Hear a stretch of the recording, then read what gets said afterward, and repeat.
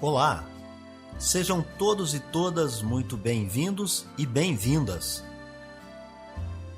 Eu sou Beto Ramos e esse é o programa Café com Espiritismo.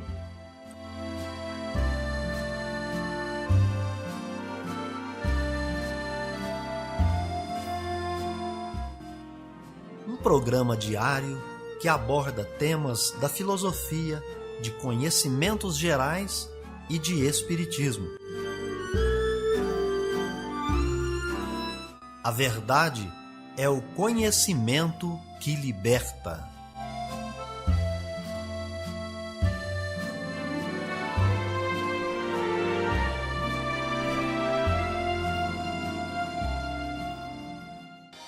Olá, bom dia. Estamos começando mais uma semana. Hoje é 19 de julho de 2021 e está no ar Café com Espiritismo. Notícias, informações, dicas importantes e mensagens você acompanha só aqui no Café com Espiritismo. Nós já trazemos para vocês as efemérides, os fatos históricos, as personalidades e o dia na história.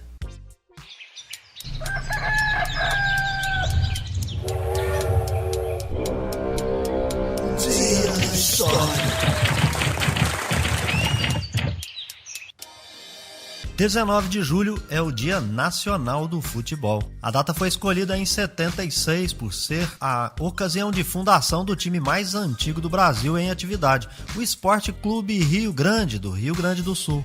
É nessa ocasião, 19 de julho, que se funda a Rádio Tropical Solimões, em Nova Iguaçu. O dia 19 é o Dia da Caridade. Viver bem. Dicas de como conviver harmoniosamente em todas as fases da vida. Para você que busca sua melhora individual, temos dicas de esportes, alimentação saudável, leitura edificante, hábitos espíritas e profissões. Viva bem e favoreça sua saúde física, mental e espiritual. Olá, amigos da TV Rebelari. Eu sou o Daniel e fico feliz em atender a solicitação que me foi feita, trazendo como indicação o livro O Centro Espírita, de José Herculano Pires. Embora não faça parte da codificação, é extremamente relevante para o movimento espírita. Deixo aqui um grande abraço a todos vocês. Notícias do Brasil e do mundo é aqui no Café com Jornal. Uma pesquisa da Confederação Nacional dos Municípios mostra que em cada 4 cidades no Brasil, 3 registraram casos dos chamados sommeliers de vacinas. São aquelas pessoas que preferem escolher qual vacina tomar. A vice-presidente da Sociedade Brasileira de Imunizações, Isabela Balalé, alerta que esse comportamento representa risco tanto para a pessoa que pode perder a chance de ser imunizada logo, quanto para o restante da população. Além de colocar essa pessoa em risco, né, porque ela deixa de se vacinar, aguardando que a vacina que ela escolheu esteja disponível, faz com que ela se arrisque, inclusive, de adoecer e morrer pela Covid-19 sem a chance de se vacinar. Além disso, é um risco para o país, porque enquanto não tivermos uma cobertura vacinal realmente alta, principalmente para 2 doses da vacina, não vamos conseguir controlar a pandemia. O levantamento foi feito de 12 a 15 de julho, com 2.826 prefeituras, que representam 50,8% dos municípios brasileiros. Somente 0,4% das cidades deixam as pessoas escolherem a vacina, e em 7% é possível voltar ao posto de vacinação quando chegar o imunizante desejado. Em 47%, é aplicada a vacina que estiver disponível, e em 19% dos municípios, quem tenta escolher vacina perde a prioridade e vai para o fim da fila. Algumas prefeituras chegaram a editar decretos para punir os sommeliers de vacinas, entre elas Criciúma, em Santa Catarina, São Bernardo do Campo, em São Paulo e Juruáia, em Minas Gerais. A professora de Direito da Fundação Getúlio Vargas, do Rio de Janeiro, Flávia Bahia, considera que esses decretos violam a Constituição Federal. Em podendo ser desmedida, já que não vigora no país a imunização compulsória contra a Covid-19. Formalmente, os decretos não podem restringir direitos fundamentais. No plano material, viola a autonomia da vontade, consagrada no artigo 5º, além do que viola a razoabilidade, proporcionalidade. A especialista em direito alerta que quem perder a chance de se vacinar pode ser proibido de entrar em locais privados, como clubes, hotéis, salas de aula e até mesmo o local de trabalho, com produção de Michele Moreira e Lucinéia Siqueira, da Rádio Nacional em Brasília, Vitor Ribeiro. Em visita a Campo Grande, capital do Mato Grosso do Sul, nesta sexta-feira, o ministro da Saúde, Marcelo Queiroga, pediu aos municípios do país que sigam as orientações do Plano Nacional de Imunizações, sem criar regras próprias para a vacinação. Ele fez críticas às prefeituras que estudam, por exemplo, a aplicação de uma terceira dose. Não podemos ter municípios criando regras próprias, escolhendo subgrupos diferentes para a vacinação. Agora um grande município do Brasil já está anunciando a terceira dose. Como anunciar a terceira dose se a gente não avançou ainda na primeira dose em 100% da população brasileira? Nós precisamos ter os dados que são oriundos da ciência para poder tomar decisão. Não pode ser uma ciência self-service que eu saio usando porque eu quero. Marcelo Queiroga disse também que a inclusão de jovens de 13 a 18 anos vai ser discutida no próximo encontro do Programa Nacional de Imunizações. A vacinação de adolescentes foi cobrada nesta semana por governadores e representantes de 22 estados e do Distrito Federal durante um fórum com o ministro. Queiroga participou de uma solenidade em Campo Grande, na qual foram anunciadas ações locais de atenção primária à saúde. Mato Grosso do Sul lidera a vacinação no país, com 52% da população geral vacinada com a primeira dose e cerca de 28% totalmente imunizadas, com 2 doses ou dose única. Durante a viagem ao estado, Queiroga elogiou ainda o ritmo de vacinação no Brasil e afirmou que a imunização é a melhor estratégia para o combate à pandemia da Covid-19. E a prova disso é que o número de casos começou a reduzir, a pressão sobre o sistema de saúde também reduziu e o número de óbitos, a média móvel do número de óbitos tem caído todos os dias. Isso é um esforço tripartite do Ministério da Saúde, das secretarias estaduais de saúde e dos secretários municipais de saúde. De acordo com os dados do Ministério da Saúde, até esta sexta-feira, 120.873.000 doses de vacinas contra a Covid-19 foram aplicadas em todo o país. Cerca de 87 milhões de pessoas já receberam a primeira dose e pouco mais de 33 milhões já estão com a imunização completa. Da Rádio Nacional em Brasília, Cariane Costa.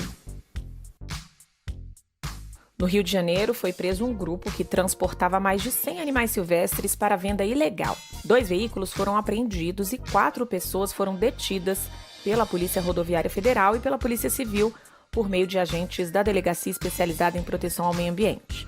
Os suspeitos foram abordados na Via Dutra, em direção ao Rio de Janeiro. Nos carros havia 4 macacos, 25 canários, 25 coleiros, 2 corujas, 25 tartarugas, 3 periquitos, 3 papagaios e mais 25 aves de espécies ainda não identificadas. Alguns desses animais serão soltos em seu habitat natural e outros vão ser levados ao Centro de Triagem de Animais Silvestres do IBAMA, em Seropédica, na região metropolitana do Rio de Janeiro. A pena para quem matar, perseguir, caçar, apanhar e utilizar sem permissão animais silvestres é de detenção de 6 meses a 1 ano, além de multa. O tráfico de animais silvestres é a 3ª maior atividade ilegal do mundo, perdendo apenas para o tráfico de armas e drogas. De acordo com a RENCTAS, a Rede Nacional de Combate ao Tráfico de Animais Silvestres, 38 milhões de animais silvestres são retirados da natureza todos os anos no Brasil, o que movimenta anualmente 2 bilhões de dólares no comércio ilegal. Da Rádio Nacional em Brasília, Beatriz Albuquerque. Amor à sabedoria. Está no ar o Filosofando. O monoteísmo hebraico. O povo hebreu experimentou escravidão, dispersão e exílio. Entre os anos 586 a 538 a.C., foram aproximadamente 48 anos de cativeiro e exílio na Babilônia.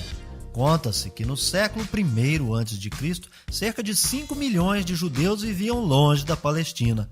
4 milhões viviam sob a égide do Império Romano.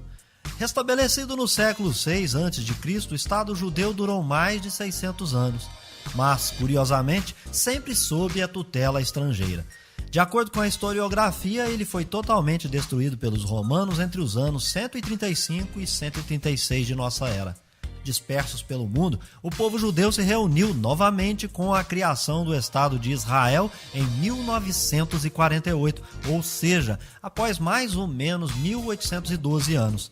E nessa situação, experimentou o que se pode chamar de dupla cidadania, pois viviam submetidos às normas da Torá e também ao direito não judeu, uma vez que se constituíam em minoria nos países que habitavam.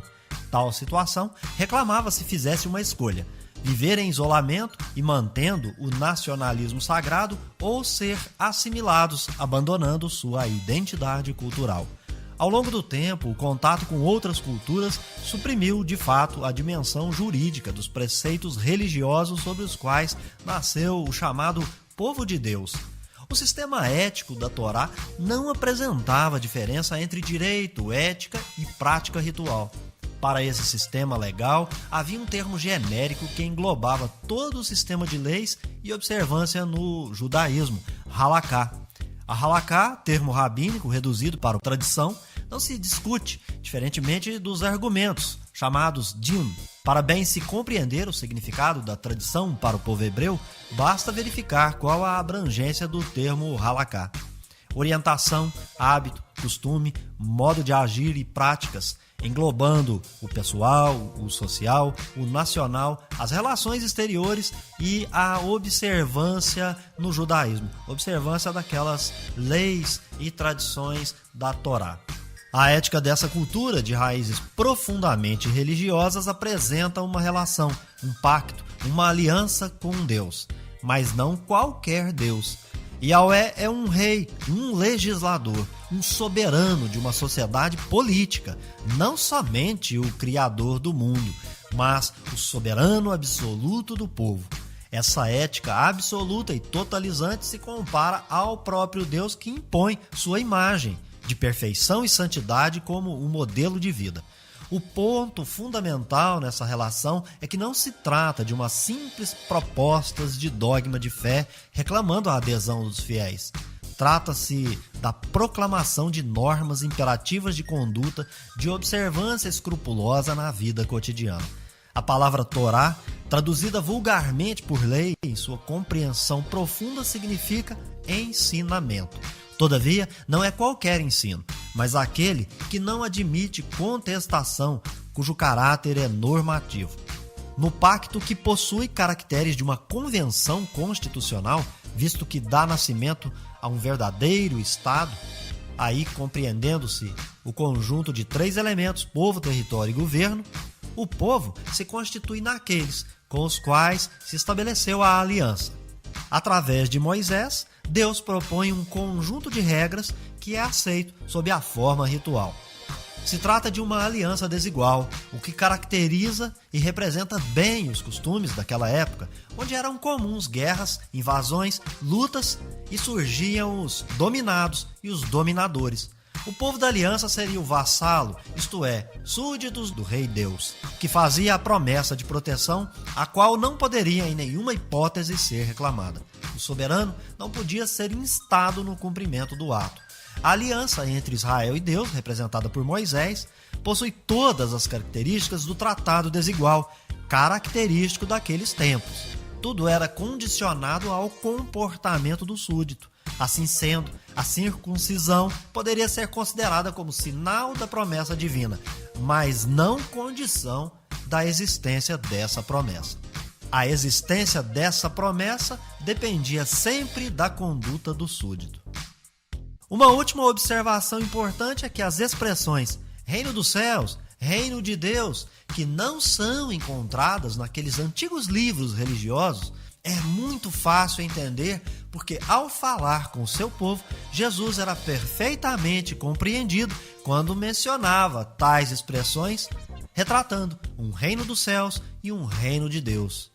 É que eles se harmonizavam completamente com a ideia de um Deus soberano e legislador de uma sociedade política.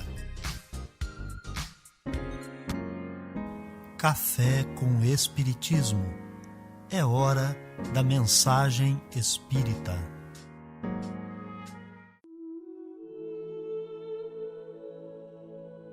Temos vários interesses e às vezes nós não nos lembramos que estamos vivendo aqui na Terra num grande condomínio. Precisamos da luz solar e compartilhamos ela com toda a criação.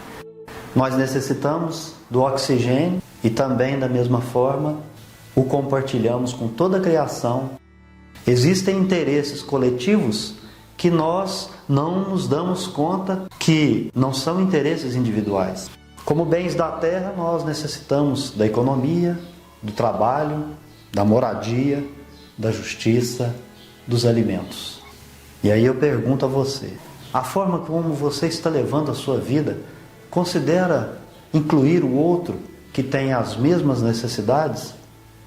Nós temos os nossos interesses ou conveniências particulares dentro desse grande edifício, sabendo que para descer ou subir neste prédio, nós vamos sempre nos encontrar e dar de frente com o outro. Nós teremos sempre que compartilhar. Eu quero a minha tranquilidade individual, mas eu preciso auxiliar na tranquilidade alheia. É assim que funciona o universo, pela lei da interseção, interdependência e pela lei da repercussão. Um exemplo bem prático para compreendermos seria entrarmos numa oficina e ali precisamos produzir. Cada instrumento dessa oficina precisa responder às suas responsabilidades.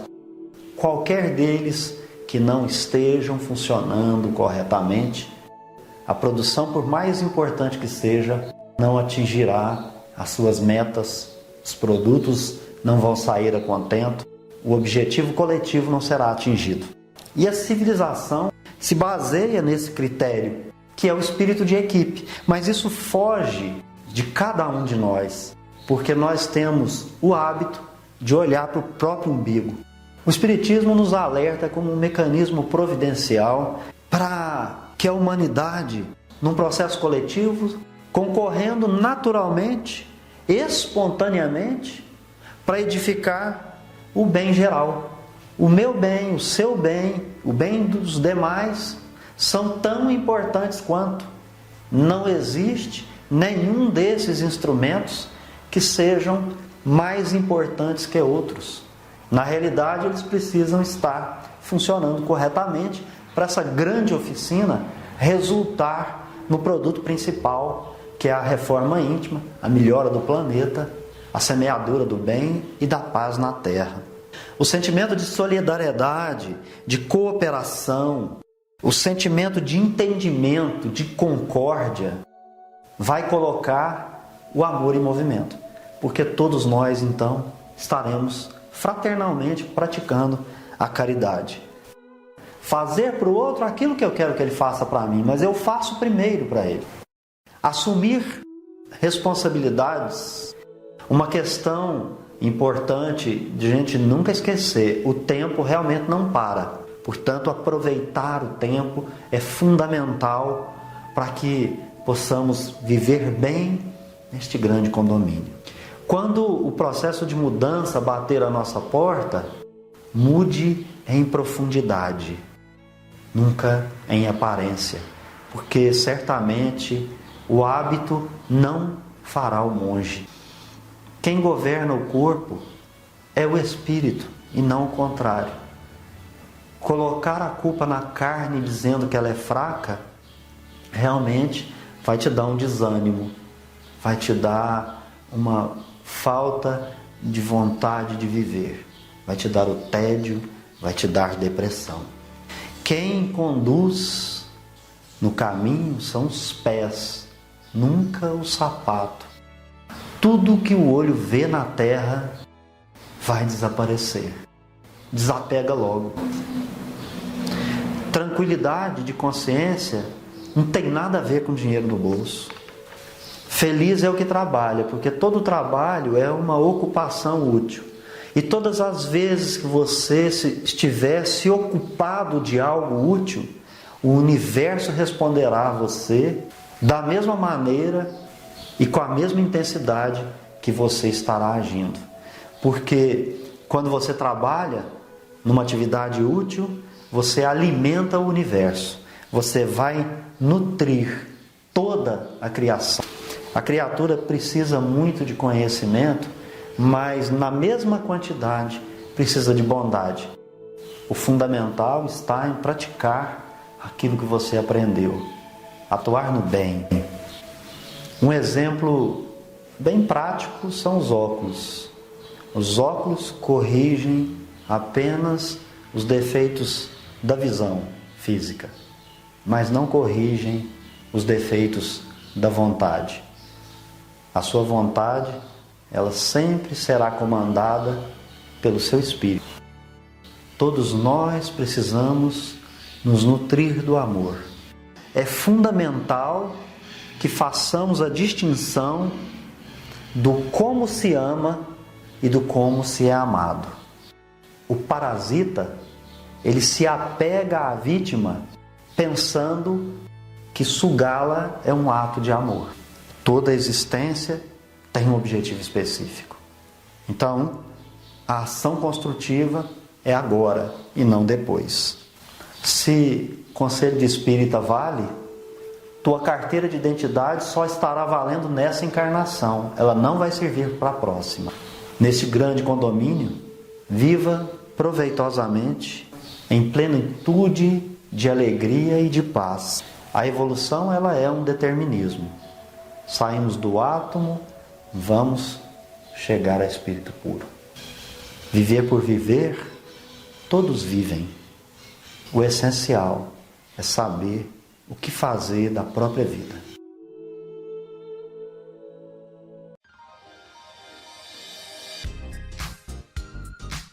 Então é isso aí, pessoal. Se inscreva no nosso canal, deixe o seu comentário, a sua impressão.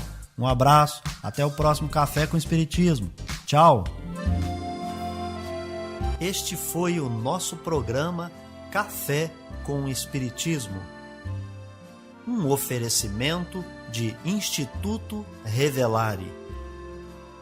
Se inscreva em nosso canal, acione o sino das notificações e se torne membro para apoiar os projetos. Nós nos encontramos no próximo episódio.